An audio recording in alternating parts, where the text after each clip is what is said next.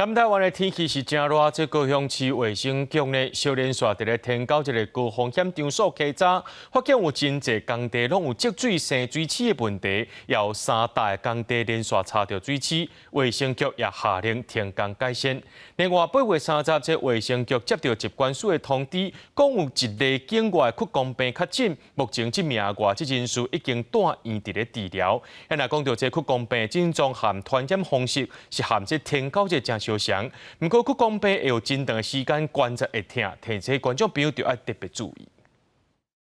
卫生局的稽查人员伫咧工地积水的所在采样，摕起来用电火烧，就发现大量的水池。这是因伫咧凤山这个工地连续第3摆发现炭病网较高生的所在。稽查人员会遮尔细致，是因为高雄市已经3个月无出现天高热的病例。因看到讲天气热翕翕，温度若一直升悬，一个无细致就会出现确诊案例。针对17个工地进行稽查，那17个工地当中有16处有发现有登革热的病媒蚊幼虫的状况，那阳性率蛮高的哈。卫生局表示，顶礼拜有3个连续3摆查到有炭病网风险的工地，拢已经要求停工，但喷药通过复查了后，才会当恢复工作。另外，8月29日，一位对印度来的人士伫高雄的国际机场，方发现有发烧的状况，不过天高热的快筛阴性，过长工才验出是屈公病。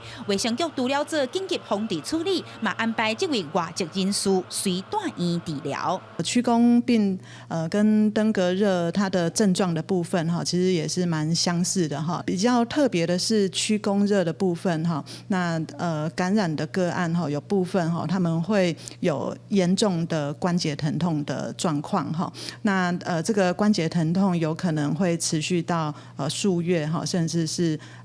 1-2年的一个状况。屈公病今年到达全国计共有10个境外移入的案件，卫生局嘛提醒，天高热甲屈公病拢是蚊仔来传播，准若有去2种病流行的所在，除了爱避免莫去互蚊虫咬着，嘛着爱注意，准若出现相关的症头，就爱紧去病院做检查。记者邱昭勇高雄报道。